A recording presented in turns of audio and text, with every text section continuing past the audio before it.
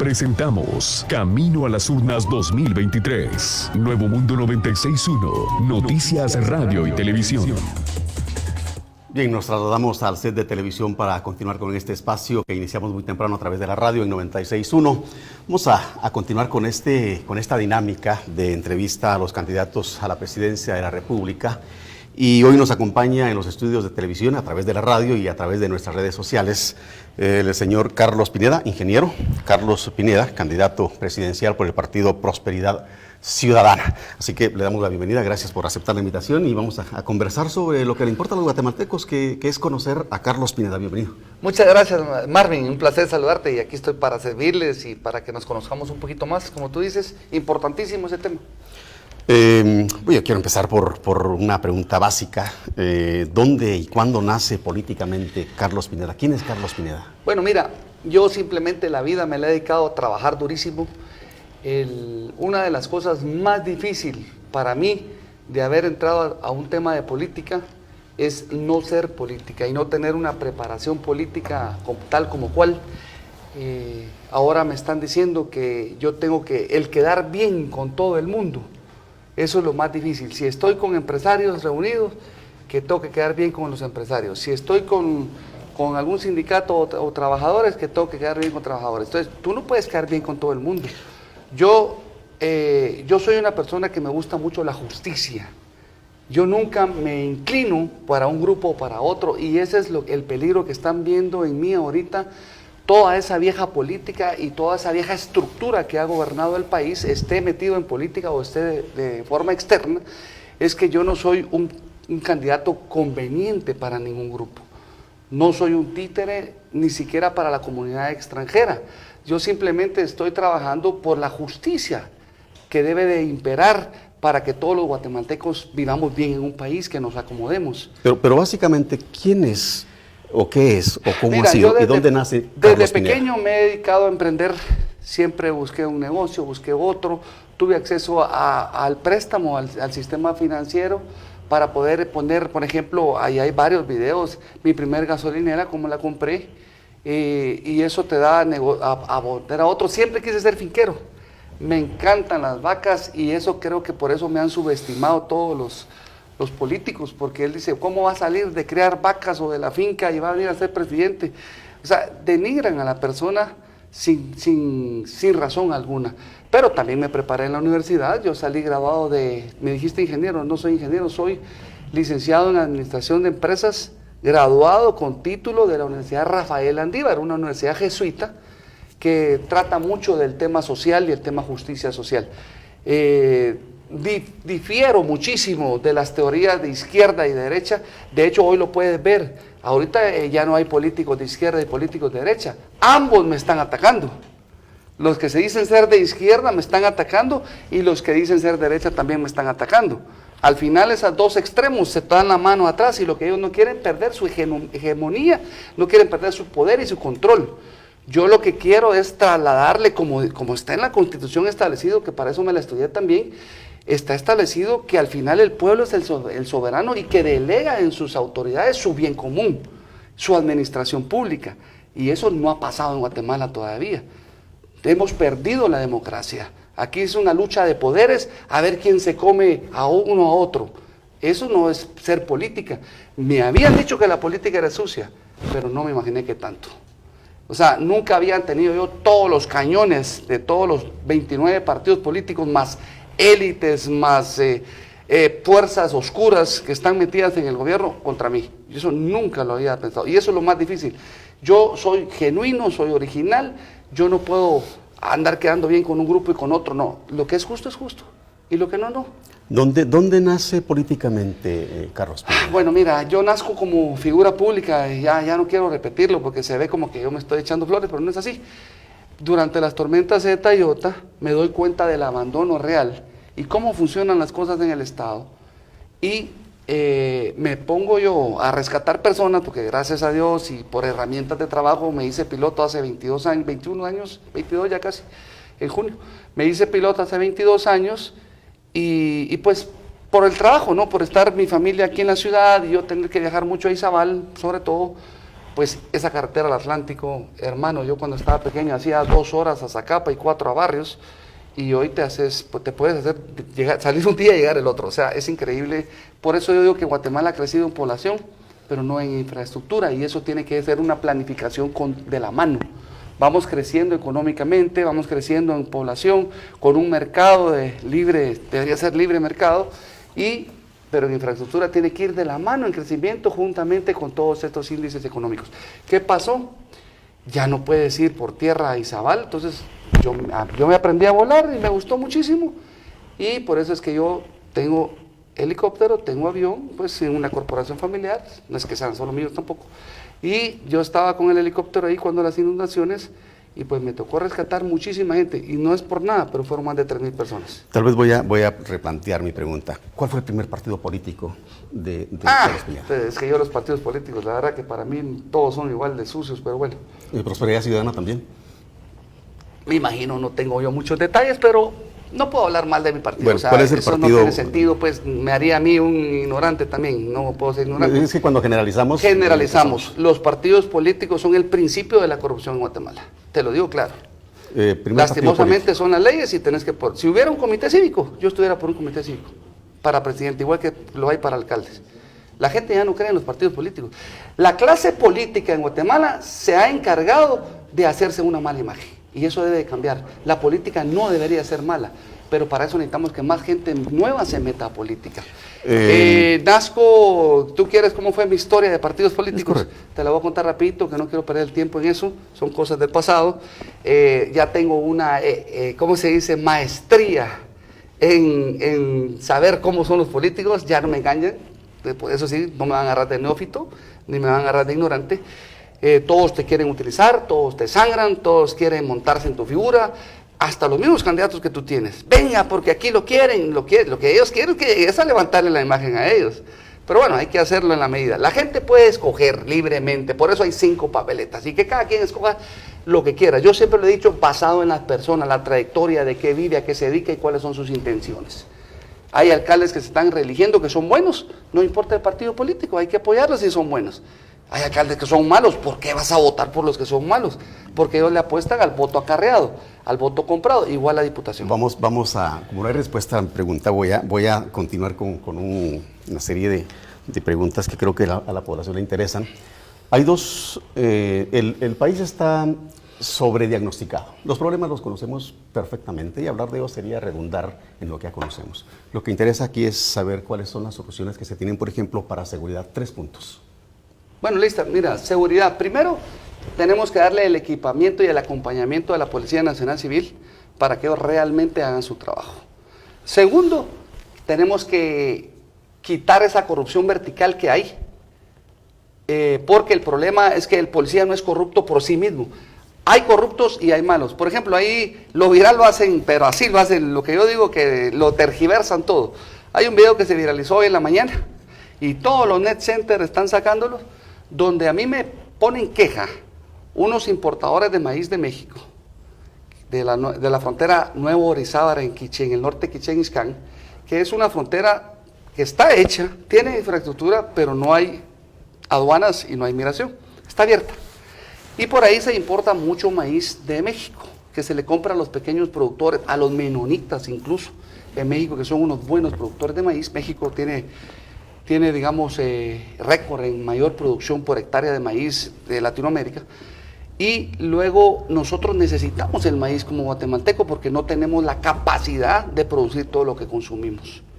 Ellos traen su maíz de México y en el arco de Sanarate que pusieron para fumigar camiones de COVID, ahora ahí dispusieron que como todo el mundo tiene que parar y pasar despacio ahí, siempre ahí está la SAT metida, y la SAT le fue a decir a la policía que empezara a controlar el maíz. Y muchos traen maíz también de los pequeños productores de Petén, que no tienen un mercado formal, ellos no facturan. Perdón, ¿qué tiene que ver esto con la seguridad? Estoy hablando de la corrupción de la policía. Ya vamos a hablar de economía, pero concretamente, vamos por puntos. ¿Cómo combatir las extorsiones? Tenés que agarrar a los mareros y meterlos al preso. ¿Pero cómo? ¿Cómo? Con solo que el organismo judicial dé la orden o creemos la ley o que el Congreso pueda aprobar la ley antimaras y antipandillas. Si la policía tiene la capacidad para agarrarlos, el Ministerio Público tiene ya identificado todas las células de delincuencia. Todo eso ya lo sabemos. Lo que pasa es que no actúan. Mira, ahí está mi caso. Ya saben quiénes son los que contrataron para matarme, ya saben todo el grupo que estoy, lo pasan de una fiscalía a la otra. Carlos, ya lo tenemos identificado, te damos toda la protección que querramos. Pero ¿qué pasa? ¿Por qué no lo vamos a agarrar? Porque aquí un juez no da la orden hasta que ya te matan. Entonces, si los jueces no siguen haciendo su chance de querer sanear el tema, y cuando lo logran agarrar, los jueces lo sueltan. ¿Cómo quieres tú que vamos a combatir si les da risa? Ellos se burlan del organismo judicial o de la justicia del país. Tenemos que empezar por sanear la justicia. ¿Cómo se sanea la justicia si a los jueces los escogen los diputados? O sea, bueno, los jueces tienen su carrera también. Necesitamos jueces también aguerridos que puedan colaborar con el Ministerio Público y con la policía. Por eso yo quiero trasladarle el problema de los casos de la cárcel preventiva al organismo judicial, para que ellos de verdad actúen resolviendo los casos y no se duerman los casos de ahí. Ahí tienen presos de hace 10 años que no son condenados y de repente van a salir inocentes. Después, disculpen, nos equivocamos. No, aquí hay que resolver el tema de justicia. Eso, el problema es que es independiente de la presidencia. A mí me toca capturar a los delincuentes, flagrantemente. ¿Y qué pasa? El sistema de justicia tiene que ponerse, el pueblo tiene que exigirle a sus jueces de que hagan justicia. Hay tantos casos aquí que no tienen justicia, tanto de que son culpables o tanto que son inocentes. En el tema de otro de las variables que tiene la violencia y la inseguridad en el país, el narcotráfico, crimen organizado, el coyotaje, el narcotráfico. Eso es lo más sencillo del mundo. ¿Sabes qué es lo que pasa? Que los candidatos a la presidencia están siendo financiados por el narcotráfico. Siempre lo han sido. Porque el candidato que se mete a política no tiene antes de eso la capacidad de desarrollar empresas y economía para vivir y sustentarse por sí mismo. Todos son vividores de la política y los puede ver, eso es histórico, eso no es nuevo.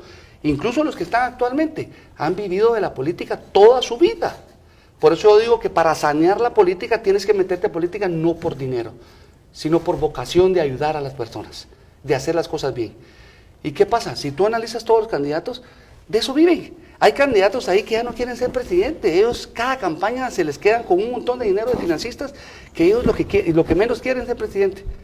Incluso estamos escuchando a una que quiere que la bajen, porque ya no quiere estar participando, gastándose en este tema. Ya tiene su plata. Yo sé de financistas y es más, me han llamado. Mire, yo estoy financiando a uno, pero como usted va punteando, ahora lo voy a financiar a usted. Mire, muchas gracias. Yo no hago pacto con la corrupción. O sea, ¿para qué me voy a financiar una campaña yo a gastar millones en acarreados si las redes sociales están a la mano de todo el mundo y ahí puedo transmitir mi mensaje? ¿Cómo entonces combatirlos? Es decir, ¿cuál es su plan, cuál es su estrategia para que el narcotráfico no siga provocando muertes y dolor en Bueno, el mira, país? Concretamente en el plan de trabajo, el tema del narcotráfico se va a resolver de la siguiente manera. Primero, hay que educar a nuestros niños y jóvenes para enseñarles que la droga es veneno. Nadie puede tocar drogas.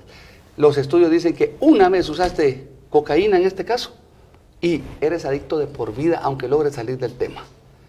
Eso es, las drogas es veneno y hay que educar a nuestros hijos. Ese es un tema de narcotráfico que a mí me preocupa mucho porque puede arruinar mi sociedad o puede arruinar la sociedad. Y además porque tengo hijos y siempre tuve pena de que no fueran a participar de ese tema. Y el narcotráfico o el tráfico que nos usan como país de puente, ese lo tendrán que resolver los gringos. Ellos sabrán cómo controlarlos, tienen todo el poder para hacerlo, tienen todo el dinero para hacerlo, tienen toda la inteligencia para hacerlo, que lo hagan. El país se les va a abrir a ellos, miren muchachos, hagan lo que quieran con temas de narcos. ¿Se quieren llevar a fulano? Ni me pregunten, llévenselos. Ese no es problema mío. Problema de ellos. Se está bien dicho que México, por ejemplo, que empezó a pelear de frente contra los carteles, mira qué sangriento se volvió eso, hasta afecta el turismo. Ya en el área de Cancún, ya da miedo ir a Cancún porque de repente hay un enfrentamiento con carteles y eso se vuelve una sangriento. ¿Va a haber alguna alianza? Bueno, que de hecho ya hay, ya funciona así. Estados Unidos, Guatemala, y cuando se dice abrir el país, significa entregarles el país para que ellos hagan lo que tienen que hacer en un territorio que Estás cambiando la respuesta. No, estoy interpretando. Estoy Estamos hablando del tema combate contra el narcotráfico. Y cuando se dice entregar el país, abrir el país... Estás cambiando el tema porque estamos hablando no de entregar la soberanía, estamos hablando del tema narcotráfico. Entonces, que ellos saben... guatemaltecos, abrir el país, ¿qué significa? ¿Qué quiere decir? Colaborar al máximo con los Estados Unidos para que ellos nos ayuden. Es más, pedirles que por favor se involucren más en temas de narcotraficantes y que los eliminen. Ellos saben cómo hacerlo. Entonces, que ellos lo hagan. ¿Y el tema de la producción de droga que ya se está dando en Guatemala? Eso sí no sé nada, fíjate. Nadita. He estado escuchando que químicamente han hecho mezclas que importan de China, ¿tú sabes el nombre? Difenamina, algo así. De eso sí no sé nada, yo que están haciendo drogas sintéticas. Fentanilo. Que están haciendo drogas sintéticas, la verdad no es mi mundo y hay que poner controles. La inseguridad va muy amarrada con el coyotaje y va muy amarrada con las migraciones. ¿Cuál es el plan para detener? La inseguridad amarrada con las migraciones, o sea que la gente migra porque se siente inseguro aquí o que ya no regresan nuestros migrantes porque aquí no hay seguridad. ¿Cuál es la pregunta? Esa es justamente. Ok, mira, tengo un tío que se fue a los Estados Unidos hace muchísimo tiempo, que se logró sobresalir allá, tiene sus negocios allá y tenía muchas propiedades aquí. Él no se fue ¿Y ahora qué vino? Vino a vender todo aquí, ya no quiere regresar a Guatemala. Me preocupa muchísimo eso. El otro día estuve en Esquipulas y una constructora que se dedica a hacer lotes y que le vende muchísimo a los migrantes que sueñan con venir a regresar a hacer su casita aquí. Ya eso no está pasando. No fuimos capaces como Estado, Guatemala no ha sido capaz como Estado de darle las oportunidades y de hacer la buena imagen, sobre todo por eso, porque ellos dicen, ¿para qué voy a ir a Guatemala si aquí de Estados Unidos a mí lo que me gusta es la seguridad, que puedo andar en la calle a todas horas de la noche? Y allá en Guatemala no pueden ni abrir la puerta de la casa. Eso hay que arreglarlo, ya no podemos ser un país inseguro, eso nos atrasa en turismo también. ¿Qué visitantes pueden venir a un país donde pueden arriesgar su vida?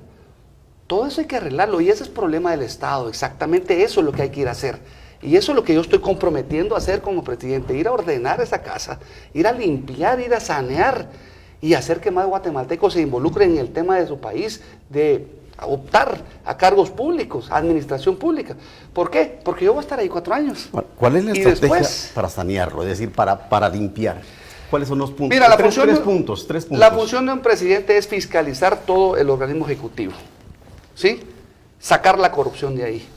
Yo te aseguro que el primer ministro que yo pueda denunciar, que yo pueda sacar de su puesto por corrupto, el resto va a agarrar onda. O sea, lo que tienes que tener son los pantalones bien puestos. Yo a veces me indigno mucho con la corrupción.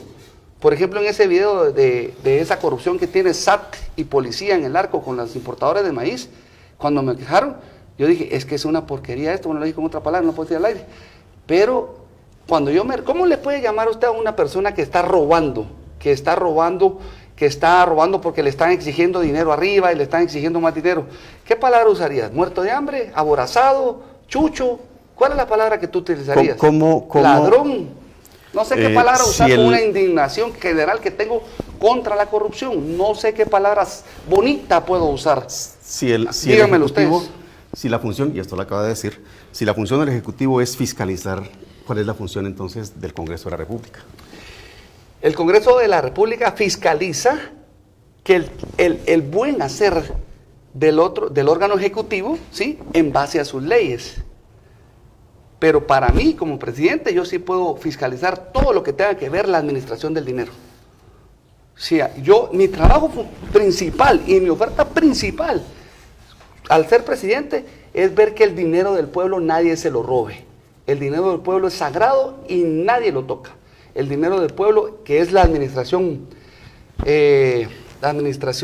financiera o fiscal, o sea, recaudación, gasto y presupuesto. Eso es la principal función del presidente. Y eso es lo que hay que hacer, cuidar el dinero del pueblo. Porque tú sabes que con el ahorro de más o menos 30,000 millones que se roban todos los años, porque eso ha ido subiendo ustedes. Antes se robaban menos, ahora se roban un montón. La cantidad de servicios públicos que puedes dar, salud, educación. Dinero hay cuando no se lo roban. Pero con esas fugas y cerrarle la puerta a la corrupción es lo principal que tiene que hacer un presidente al llegar. Y ojo con eso, aunque no voten por mí todos los funcionarios públicos corruptos, eso no me importa. Yo voy a trabajar por una justicia, y la justicia es que si nosotros recaudamos 90,000 millones, 90,000 millones van a ser invertidos en toda la población. Vamos a ir a un corte, licenciado Carlos Pineda, candidato presidencial por el Partido Prosperidad Ciudadana, hoy en los estudios de Nuevo Mundo, Voz y Corazón de Guatemala. Ya regresamos. Continuamos conversando con el licenciado Carlos Pineda, candidato presidencial por el Partido Prosperidad Ciudadana. Hablamos de seguridad en el primer segmento. Vamos a hablar un poquito ahora sí de economía, que me parece que ese es uno de los temas que domina, tomando en cuenta que es un empresario y que tiene toda la experiencia en el campo. Pero políticamente, porque estamos hablando de Estado, políticamente, ¿cómo resolver el problema de pobreza extrema, que conlleva temas como desnutrición y muchas otras cosas? Pero hablemos de economía. ¿Cuál es su plan para activar o reactivar la economía en donde haya una derrama que signifique para el guatemalteco la posibilidad de salir de esa precariedad? Mira, es bien sencillo, no hay magia. El tema es bien amplio y muy sofisticado, muy técnico, en temas de automatización del Estado, atracción de inversión extranjera, las empresas de China que están migrando para el sur de México, cómo atraerlas para acá. Hay un montón de cosas para crear empleos, pero vamos a empezar desde abajo. Las familias guatemaltecas tienen que desarrollarse para poder desarrollar el país. Un país desarrollado es donde su gente está desarrollada. Y el problema ha sido siempre la política. El político quiere comprar voluntades y necesita un pueblo con necesidad. El político es un experto en crear pobreza. Entonces lo que hay que hacer es enseñarle a nuestra gente, capacitarla, sacarla de donde está, para que ellos puedan optar a un mejor empleo, si es el caso. Tú te puedes desarrollar de dos formas. O te capacitas para tener mejores ingresos a través de un buen empleo, o emprendes. Entonces, para emprender, que lo voy a contar rapidito y me quedo en el otro tema, para emprender tú necesitas, primero, el know-how, el conocimiento, la capacitación, luego el análisis de tu proyecto, prefactibilidad y un montón de temas administrativos. Luego necesitas el financiamiento, que es lo más importante, juntamente con el mercado. Las personas no tienen acceso al financiamiento para poner sus negocios y mucho menos saben de mercado. O sea, el mercado que mejor paga nuestros productos es el mercado internacional. Cuando tú tengas la capacidad de exportar tus productos, tú vas a tener mejores ingresos.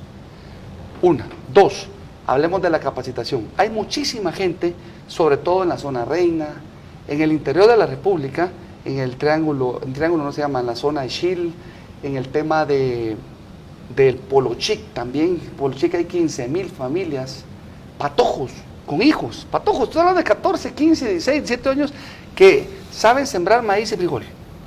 Perfecto, economía de subsistencia, pero no saben más allá de eso. Esas personas hay que agarrarlas, hay que tecnificarlas y hay que conseguirles un buen empleo. Que sepan que trabajando de carreras técnicas, sobre todo porque hay que industrializar el país, nosotros no podemos empezar a industrializar el país si no tenemos la mano de obra calificada. Y la mano de obra calificada es la que mejor ingreso tiene. ¿Tú sabes cuánto gana un soldador? ¿Cuánto gana un electromecánico? Que no lo consigues, un mecánico industrial. ¿Y cuánto? Bueno, no los consigues para empezar. Y si los consigues, les tienes que pagar bien. Entonces, lo que hay que hacer es capacitar a nuestra gente. Y para eso está el proyecto del INTECAP. Pero ellos no pueden ir al INTECAP a capacitarse porque tienen que mantener a 2, 3 hijos. Entonces hay un programa que yo tengo, hay dos programas, varios. Uno que yo tengo es que le vamos a tener que pagar durante un periodo de más o menos un año para que estas personas agarren su carrera técnica. Que ellos resuelvan primero el tema de mantener a su familia y a sus hijos. Por eso es que en la educación yo estoy incluyendo desayuno y almuerzo completo en las escuelas para ayudar a la economía familiar. Mientras esta persona se capacita. Prácticamente hay que pagarle para que se capacite, que cubra sus necesidades básicas, te capacitas y después ya vas a ganar el doble o el triple de lo que tú ganas anteriormente y ya puedes tú salir adelante solito, ya puedes tú mantener a tu familia. De eso se trata, de jalarlos, de empujarlos, de ayudar a nuestra gente, de echarle la mano, porque no es lo mismo, en serio, y aquí en la ciudad pasa muchísimo. Aquí en la ciudad el tema es de que haya más oferta de empleo para que los sueldos que puedan subir. Porque si hay una plaza y van 10 solicitantes, más de alguno lo va a agarrar por el salario mínimo, pero si hubiera 10 plazas y solo hay un oferente, entonces tú vas a poder escoger y la gente va a tener que empezar a pagar mejor. Así de simple, no hay magia. Capacitar a nuestras gentes para que salgan adelante. Gente capacitada, con todas las aptitudes y todas las condiciones para salir adelante, pero no hay fuentes de empleo. ¿Cómo crear las fuentes de empleo? Industrializando el país. Tenemos que empezar a producir más de lo que importamos. Con eso ganamos dos cositas. Tenemos un país más rico, con inversiones sanas, que la inversión sana es la que trae divisas al país. Y la inversión tóxica es la que saca divisas del país. No más inversiones extranjeras tóxicas y sí más sanas. Y hay compromisos serios para poner más fábricas en Guatemala, pero necesitamos darle las condiciones y bajar los costos de transacción. Ese es otro tema que lo conozco muy bien, está bien diseñado, de hecho no me lo toca inventar, ya todas estas organizaciones ya lo tienen definido muy claramente de qué obras de infraestructura hay que ir a hacer y qué automatización del Estado hay que hacer. Pero como, mira, yo importé el otro día, y te puedo contar ejemplos porque yo sí he vivido el tema, no soy un político o sea, no soy un político que solo sabe hacer política y no, yo estoy resolviendo el problema a todos los segmentos de la población, justamente, precisamente porque yo los he vivido. Importé una maquinaria y la naviera ya se puso de acuerdo con los vistas de aduana para atrasar, sacar la mercadería del puerto, porque ellos están cobrando una demora. Me tocó pagar 60,000 quetzales por un contenedor de demora, porque ellos solo te dan una semana, 4 o 7 días para que puedas descargar, y si te tomas 3 semanas ya te cobraron unas multas altísimas. ¿Qué hacen eso? Le dicen al vista, mejor cobrarle una mordida y es más barato que te paguen 20,000 quetzales a que yo le cobre 60 y nos partimos la vaca. Hasta ese extremo hemos llegado a la corrupción. Entonces, simplemente automatizando, si mi póliza viene liquidada o el DUA viene liquidada, yo me lo jalo a mi empresa, ahí si quieren pago 500 pesos y que llegue el vista de aduana a revisar, pero ya yo tengo la mercadería en mi lugar. Eso es lo que quieren las empresas, no pasar 20 horas para poder exportar, para poder transportar su mercadería para el puerto. ¿Cuánta mercadería perecedera exportamos en Guatemala? No tradicionales y tradicionales. Los tradicionales es banano, pero no tradicionales, alberjachina y un montón de productos, hasta flores, todo. Entonces ellos, ¿cómo van a venir a quebrar? Te cuento un caso, si quieres ampliar el tema. El otro día una compañía bananera vino a comprar a 100 caballerías en la costa sur a la viuda del finado Joe Javi, donde sembraban algodón para Listex en su época. ¿Qué pasa? La viuda dijo, bueno, vendamos la finca en una de las tierras más ricas del país. Y dijo una bananera, yo quiero sembrar 100 caballerías de banano para no comprarle a Ecuador, sino que de Guatemala voy a poder abastecer, que tengo más cerca mi mercado, que es Estados Unidos de acá, y me cuesta menos el flete marítimo. ¿Qué pasa? Iban a ser una fuente de empleo, pero exagerada, porque el banano no solo paga todo con ley, porque es muy susceptible a la sindicalización, sino que es el de los cultivos que más mano de obra da, a razón de un headcount de un hombre por hectárea. Bueno, listo, vino la transnacional a comprar la tierra, a sembrar banano, etcétera. Cuando unos taxistas en barrios hacen una huelga y paran el puerto. Y los camiones pararon parados 3 días ahí sin poder entrar. Ahí mismo dijo, no se compra nada en Guatemala, no hay certeza jurídica, no hay certeza de trabajar en Guatemala, nos vamos a Ecuador siempre. En tema de educación, vas a traer empleo así? En el plan de gobierno, en su plan de trabajo, ¿qué prioridad tiene la educación y cuáles son las principales medidas que hay que tomar? Porque tenemos una educación deficiente. Malísima. ¿Cómo entonces? ¿Cuáles y son? A todo nivel, ¿sabes? Porque los niños están saliendo mal preparados. La pandemia nos dejó ¿Cómo resolver ese problema? Un retraso enorme, y sobre todo a nivel universitario. Ahora, precisamente porque politizaron las universidades, hay 1000 universidades y no están cumpliendo con sacar buenos profesionales. Te lo digo por experiencia. Conmigo han llegado profesionales de la universidad de XY y te digo que no saben manejar un Excel en la computadora. Hasta ese extremo estamos. Esto es algo que tenemos que resolver, porque la única forma de poder desarrollar este país es empezar con la educación, a todo nivel. A nuestros hijos, a nuestros niños, hay que darles educación hasta política, para que ellos vayan viendo, porque son las futuras generaciones que van a ir a arreglar este país. Solo con un cambio generacional este país se va a desarrollar. Primero Dios lo vamos a lograr, vamos a crear las bases para hacerlo. Tema de educación, es un plan lindísimo que yo tengo. Mira, quiero resolver varios problemas.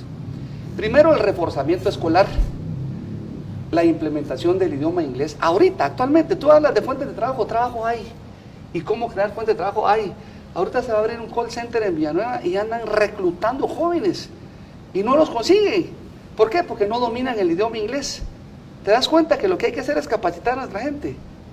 Entonces, y me dijeron, Carlos, yo quiero abrir call center donde querrás, como esa distancia no necesito ni infraestructura, en este giro de negocio no necesito ni carreteras, solo necesito una buena señal de internet, ¿sí? Y eso es todo. Podemos abrir de esos call centers en cualquier parte del interior del país para empezar, pero tiene que saber hablar inglés, mínimo. Hay también call centers de francés, de portugués y de alemán. Entonces, si no empezamos a implementar el idioma inglés como obligatorio en nuestras escuelas, desde chiquitos que aprenden los niños, ya de grandes es más difícil aprender inglés ustedes, pero desde chiquito tú puedes aprender otro idioma. Entonces, vamos a ampliar la jornada estudiantil diaria hasta las 4 de la tarde, digamos de 8 de la mañana a 4 de la tarde, como sus respectivos descansos para que puedan llegar a desayunar, que puedan almorzar, ¿sí? Que puedan tener implementación de un idioma inglés, reforzamiento escolar para poder sacarlos del retroceso que nos dejó el COVID, los 2 años que no estudiamos, y también otros temas como arte, cultura y sobre todo deporte. O sea, nuestros niños ya no van a llevar tareas a la casa para ponerle una carga más a las madres y a los padres que muchas veces no pueden asistir a sus hijos. Ahí van a ver, ¿qué logramos con eso? Mejor educación, combatir la desnutrición, contratar más plazas de maestros que hay mucha gente, hay maestros que no tienen trabajo, entonces vamos a necesitar más maestros para cubrir esas horas extras de estudio.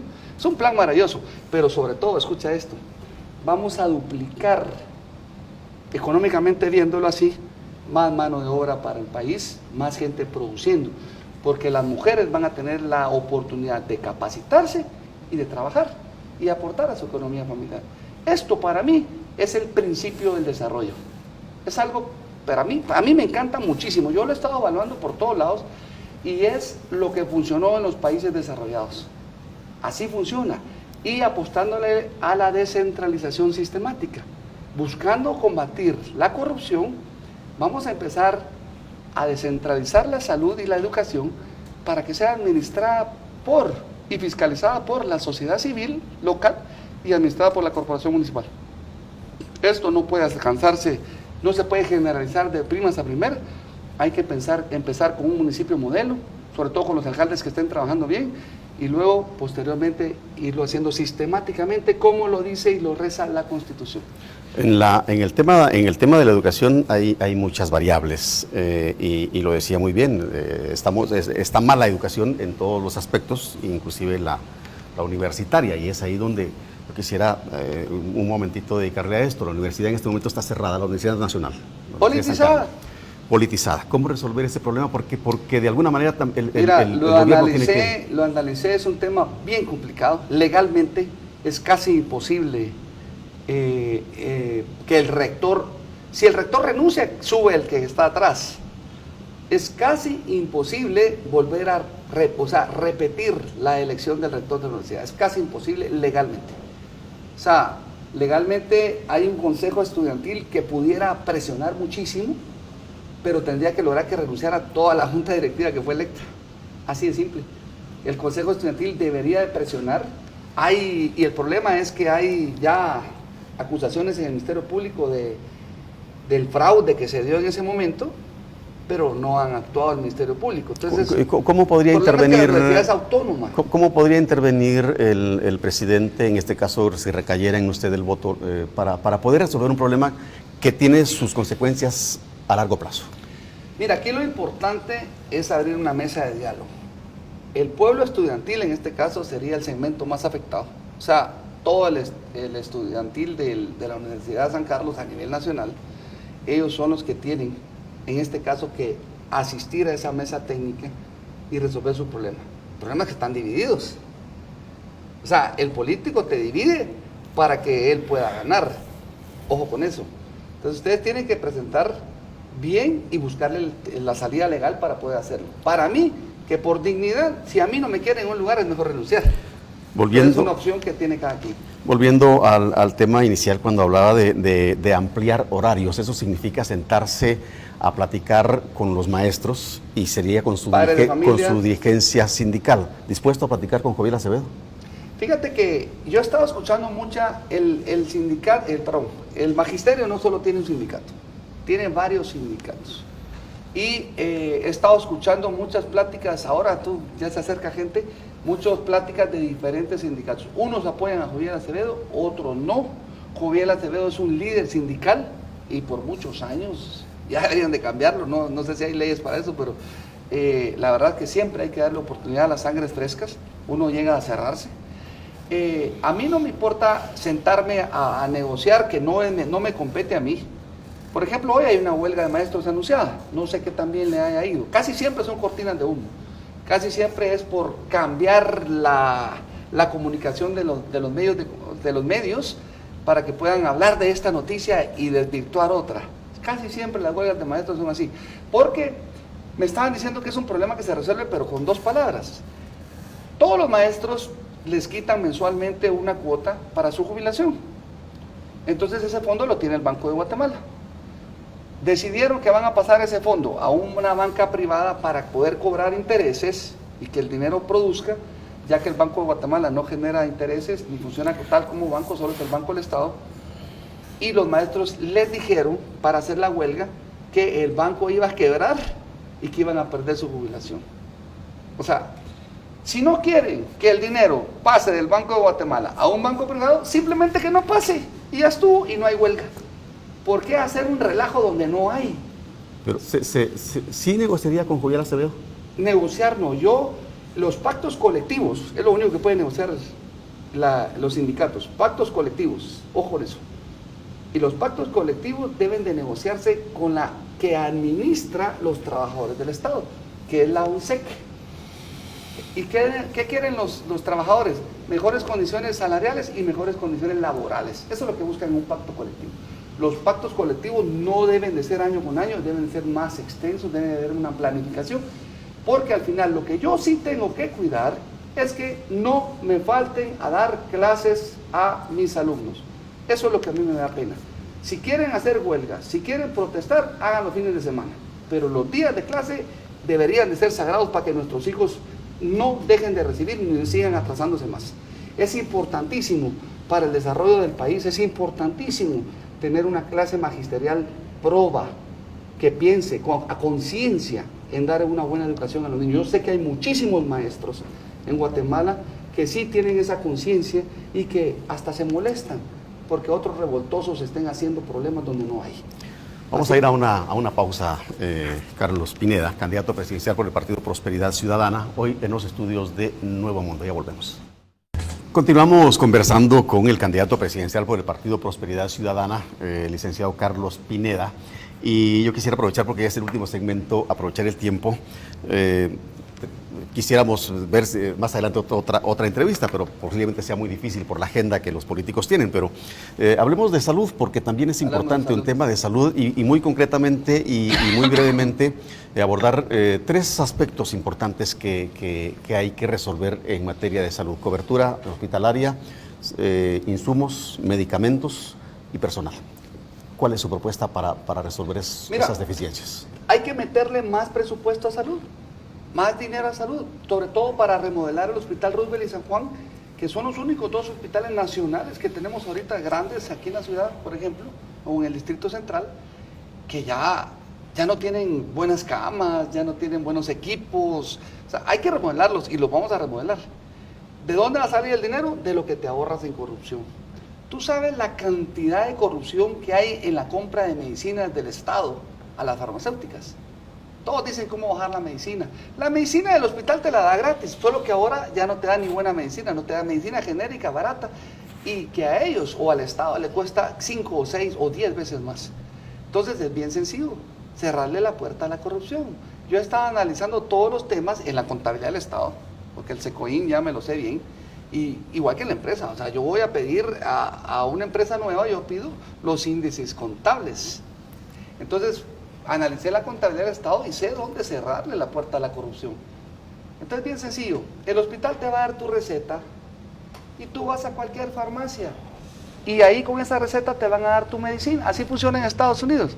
Y la farmacia, a costo real, le va a cobrar al Estado. Así de simple. Y se acabaron los intermediarios, las plicas, bajo la mesa te voy a dar si me autorizas esta compra.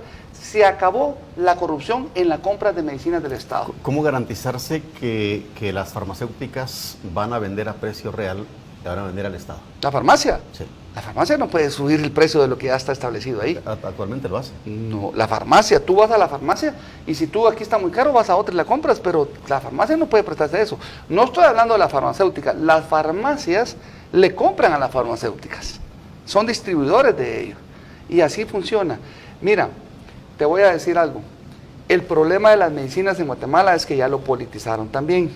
Hablemos de otro tema, no de la compra de medicinas, que ahí está la corrupción. Hablemos de que si las medicinas son caras o baratas. Tú sabes quién pone, hay dos segmentos de medicinas. Está la medicina libre, que es la medicina que ya se vencieron los 10 años de la patente de la farmacéutica que la desarrolló. ¿Tú sabes cómo funciona?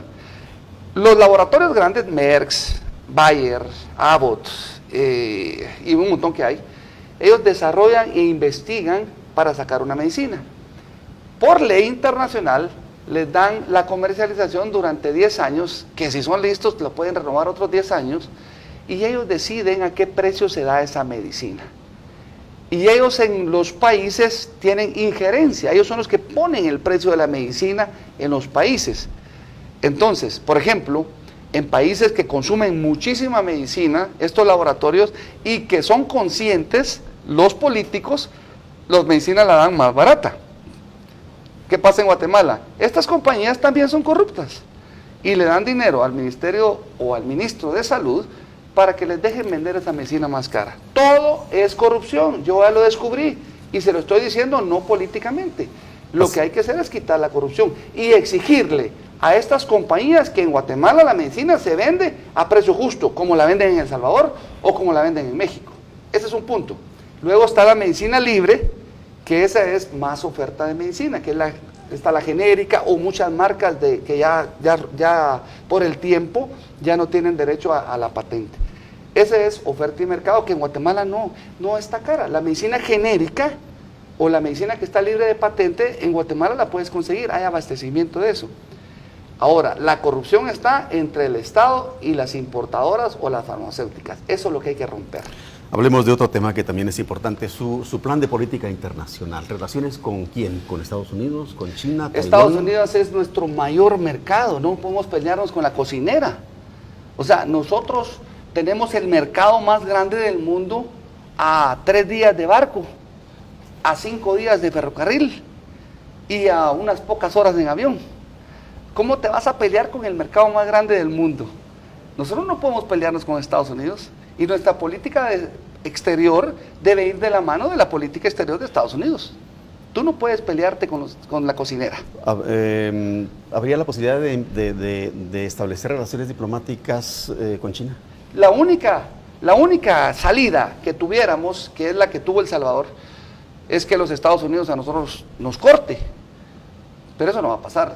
Nosotros somos la última puerta de la democracia que existe ahorita en Latinoamérica.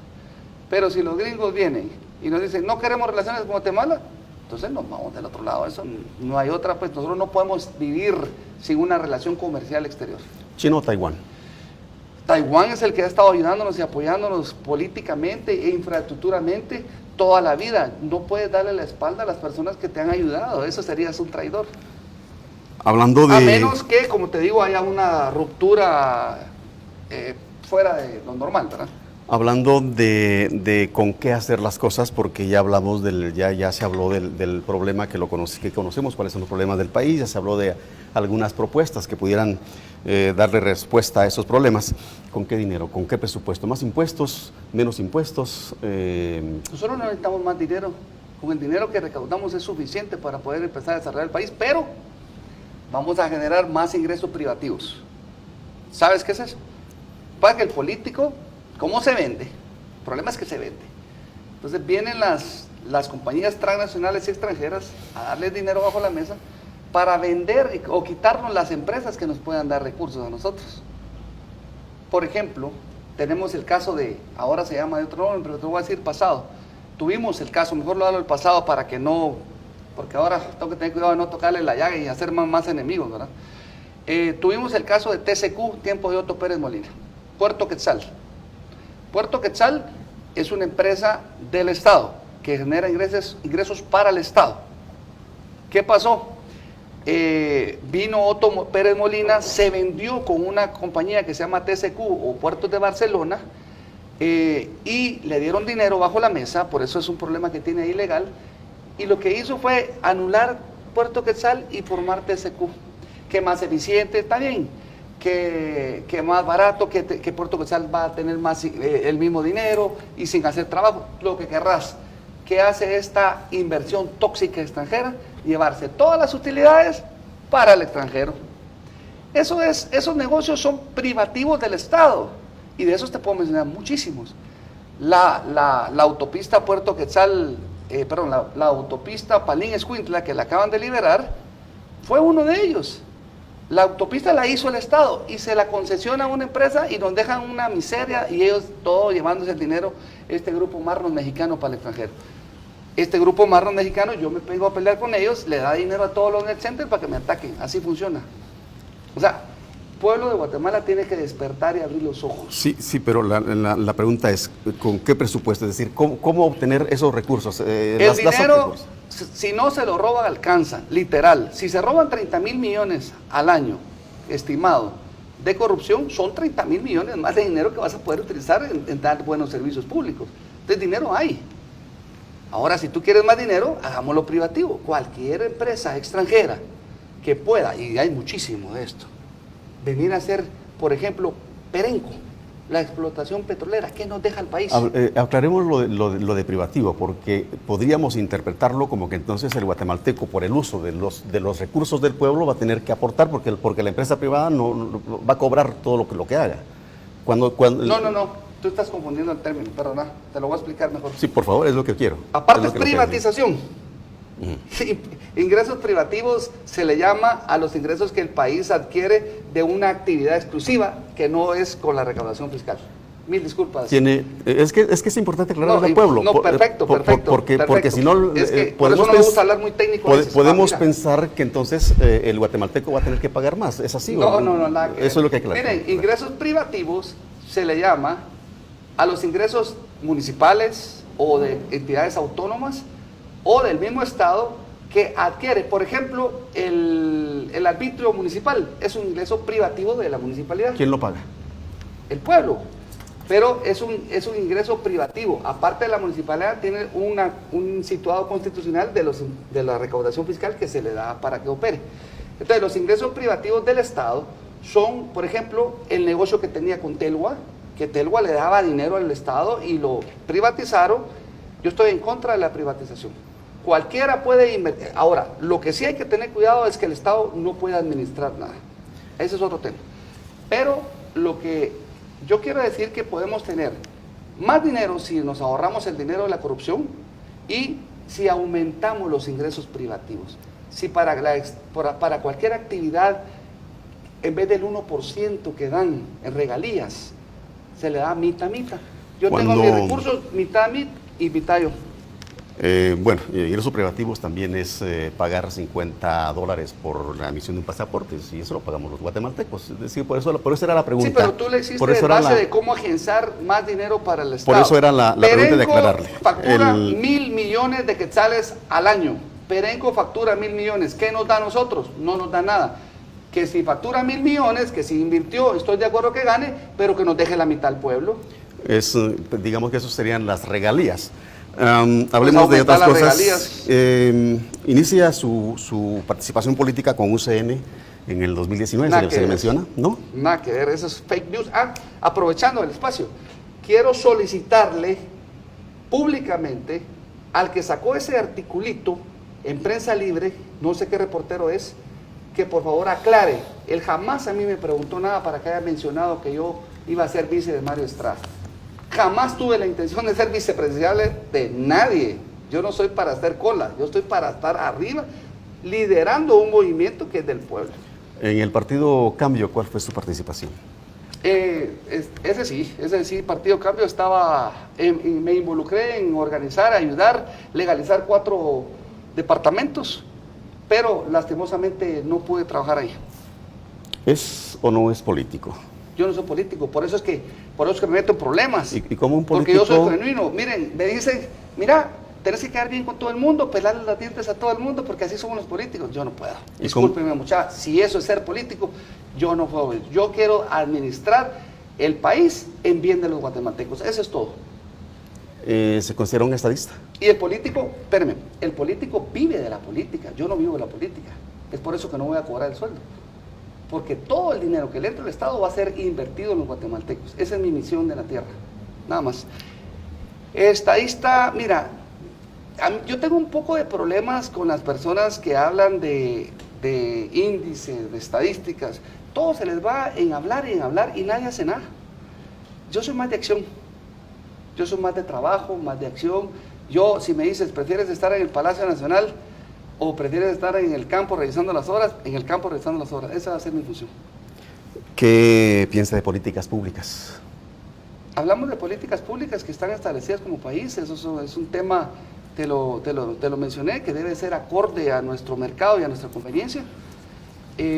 ¿O de qué tipo de políticas públicas querés que hablemos? Las medidas que hay que tomar para desarrollar el país, pero el tiempo se nos está yendo. Estás hablando de políticas de Estado. Las políticas públicas de Estado, correcto. La primera es un gobierno abierto para combatir la corrupción. El gobierno abierto, cuando yo haga una política de Estado para el desarrollo, todos los demás entes del Estado tienen que trabajar acorde a mi política. Y si yo voy a hacer público todo el actuar del Estado, todas las municipalidades, el Congreso, etcétera, tienen que hacer pública su actuar. Le vamos a dar potestad a todos los ciudadanos, porque yo solo con el pueblo voy a poder gobernar. A todos los ciudadanos, porque no hago componendas con políticos, para que puedan filmar cualquier interacción y denunciar, y que sea prueba suficiente para evaluar el desempeño de cualquier funcionario público. ¿Sigue pensando que las encuestas son manipuladas? Hasta cierto punto sí. En la que usted aparece en primer lugar Me también. bajaron 5 puntos, por ejemplo. O sea, sí es manipulada. Bueno, no En sé su si contra, es manipulada, pero siempre tratan de acomodar un poquito, ¿verdad? No le estoy echando la culpa a Prensa Libre ni a nuestro diario. Lo que pasa es que ya no pueden tapar el sol con un dedo. ¿Ya me entiendes? Todo es un negocio en esta vida. Incluso tú para vender tienes que levantar rating. Esto es un negocio. Entonces cada quien hace lo que más le convenga a su negocio. Ha dicho que los periodistas también somos poco objetivos. ¿Sigue pensando lo mismo? Hay de todo, igual que hay buenos alcaldes, igual que hay buenos policías, igual que hay de todo. Es que el ser humano no puede generalizar. Pero el problema es que lo generalizamos. Todo el mundo generaliza todo y no se puede generalizar. Me atrevo a decir, no sé si serán 2, 3 o 5, que hay diputados buenos, pero así, ¿verdad? El problema es que necesitamos que sean malos buenos que los malos, porque el corazón del hombre es engañoso. El corazón del hombre es engañoso. Entre mi mismo equipo yo sé que hay buenos y malos. El corazón del hombre es engañoso y no todos los seres humanos somos iguales. ¿Qué le vamos a hacer? La idea es que haya una cabeza sana. Ese es el tema. Si la cabeza es sana, si el presidente es correcto y temeroso de Dios, todo el resto tiene el chance de ser bueno. Pues. Un minuto, licenciado Pineda, para decirle a los guatemaltecos por qué cree que deberíamos de votar por usted para presidente. Muchas gracias, amigos guatemaltecos. Miren, el tema es que yo estoy liderando un movimiento. Mi plan de trabajo, por ejemplo, fue realizado y está siendo sustentado cada vez más por las necesidades del pueblo. Yo me baso en el desarrollo del país, desarrollando a las familias guatemaltecas, desde abajo hacia arriba. Todos los políticos, por ser vendidos, empiezan a favorecer a un grupo o a otro grupo. Yo soy imparcial. Yo soy pro justicia, no voy a quedar bien con uno y con otro. Ahorita yo nunca había sentido tantos ataques en mi vida, no sabía que era así. Tergiversan todo lo que digo, hacen montajes, cambian la cosa, todos te quieren retar. ¿A cuenta de qué? Que cada quien, y un llamado a todos los candidatos, trabajen su política, no se metan conmigo, si yo no soy el enemigo, al contrario. Yo soy la persona que está haciendo las cosas para ayudar a este país. Me estoy entregando. Y la única manera de que este país salga adelante es que los candidatos o los que participen en un cargo, cargo de elección, no lo hagan por dinero. No lo hagan por dinero. Evalúen todos los candidatos, todos viven de la política. Han sido congresistas, son congresistas, funcionarios internacionales. No, ya no queremos más política, queremos gente de trabajo que vaya y arregle las situaciones imparcialmente para que todos podamos salir adelante. Por eso les digo yo que se sumen a este movimiento que no es mío. Este movimiento no es mío, este movimiento es de todos los guatemaltecos, de todos los gremios y de todos los sectores.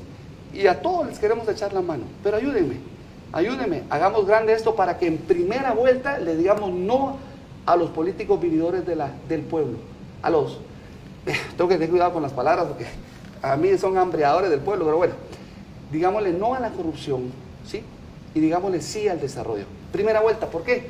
Porque en segunda vuelta, ya averigüé, se juntan todos, ahí se unen todos los políticos, diputados, Voy a interrumpirle, para licenciado, atacarte. porque se nos va el tiempo. Ya saben, en la televisión y en los medios el tiempo cuenta. Así que agradeciendo su presencia, su participación y bueno, esperar que el 25 de junio, que es la encuesta final, a ver qué sucede. Gracias, licenciado Carlos Pineda, por acompañarnos en esta entrevista. Soy Marvin Roblero. Hasta la próxima.